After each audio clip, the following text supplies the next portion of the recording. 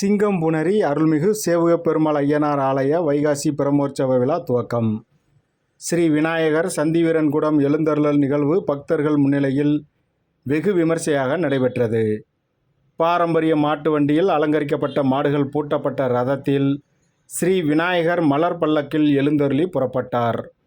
சிவகங்கை மாவட்டம் சிங்கம்புணரி அருள்மிகு சேவுகப் பெருமாள் ஐயனார் ஆலய வைகாசி விசாக பிரமோற்சவ விழா மிகவும் பிரசித்தி பெற்றதாகும். 20 நாட்கள் இந்த விழா வெகு விமர்சையாக நடைபெறும்.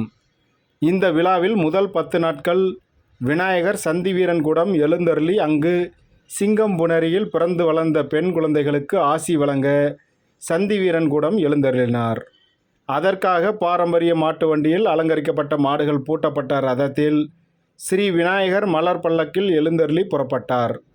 அதைத் தொடர்ந்து மே 12ஆம் தேதி ஞாயிற்றுக்கிழமை கொடியேற்றத்துடன் விழா துவங்கி மே 16 வியாழக்கிழமை திருக்கல்யாண வைபவமும், மே 17 வெள்ளிக்கிழமை கழுவன் திருவிளையாட்டும், மே 20 திங்கட்கிழமை திருத்தேரோட்டமும், மே 21 செவ்வாய்க்கிழமை லட்சம் மல்லிகை மலர்களால் அலங்கரிக்கப்பட்ட பிரம்மாண்ட பூப்பல்லாக்கு எழுந்தருளல் விழாவும் நடைபெறுவது சிறப்பம்சமாகும். அதன் முதல் விழாவாக சேவுகப் பெருமாள் ஐயனார் கோவிலிலிருந்து சந்திவீரன் கூடத்திற்கு விநாயகர் எழுந்தருளும் நிகழ்வு நடைபெற்றது. இந்த நிகழ்வில் வழியெங்கும் பக்தர்கள் அர்ச்சனைகள் செய்து விநாயகரை வரவேற்று வழிபட்டனர். அதிகாலை 3 மணி அளவில் விநாயகர் சந்திவீரன் கூடம் சென்று எழுந்தருளினார்.